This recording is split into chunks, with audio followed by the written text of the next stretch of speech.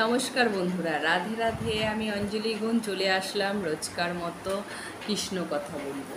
আজকে বলবো দ্বাদশ জ্যোতির্লিঙ্গ, শিব মহাপুরাণের দ্বাদশ জ্যোতির্লিঙ্গের কথা, যেটি হচ্ছে দেবগিরি পর্বতের পাদদেশে অবস্থিত।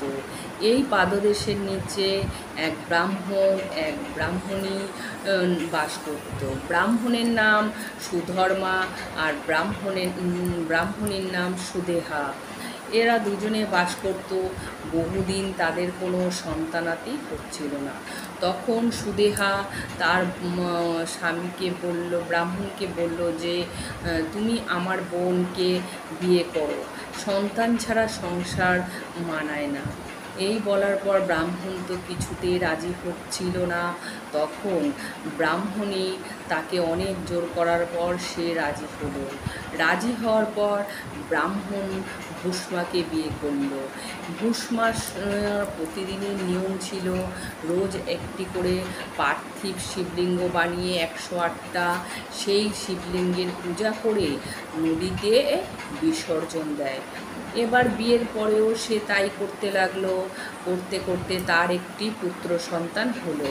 সংসার আনন্দে ভরে উঠল, ঘরে সবসময় আনন্দ। একদিন ছেলেটি বড় হলো।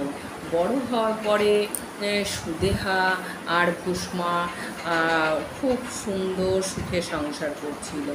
ছেলেটি বড় হওয়ার পর ছেলেটিকে বিয়ে দেওয়া হলো। দেওয়ার পর সুদেহার আর মনে মনে একটু কষ্ট হলো।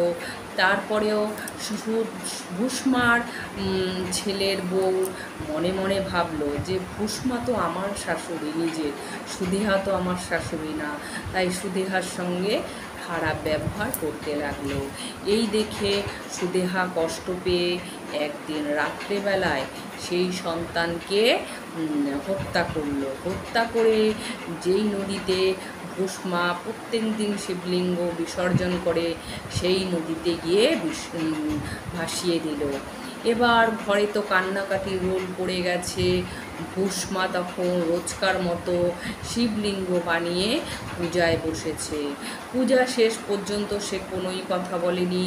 পূজা শেষ করে যখন সে সেই শিবলিঙ্গগুলো পুকুরে বিসর্জন দিতে যাবে, তখন দেখে তার ছেলে জলের ওপর থেকে হেঁটে আসছে। এসে মাকে প্রণাম করাতে ভূষ্মা খুশি হলো। আর তখন ওই জলের ওপর মহাদেব দর্শন দিল। দর্শন দিয়ে সব কথা ভূষ্মাকে বলল। বলে সুদেহাকে মারতে যাবে যখন, তখন ভূষ্মা বলল, মহাদেব আপনি ওনাকে ক্ষমা করে দিন।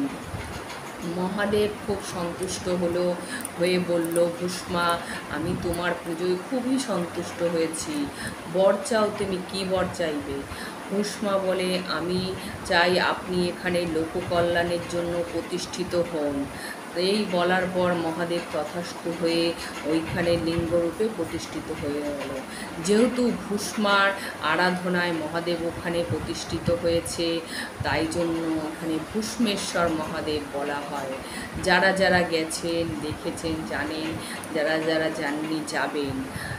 আর আজকে আমার দ্বাদশ জ্যোতির্লিঙ্গের কথা এখানেই সম্পূর্ণ হলো। যারা যারা প্রত্যেকটি লিঙ্গের কথা শুনেছেন তাদের কাছে বলবো কমেন্ট করবেন, লাইক করবেন আর শেয়ার করবে, আমার পাশে থাকবেন। রাধে রাধে।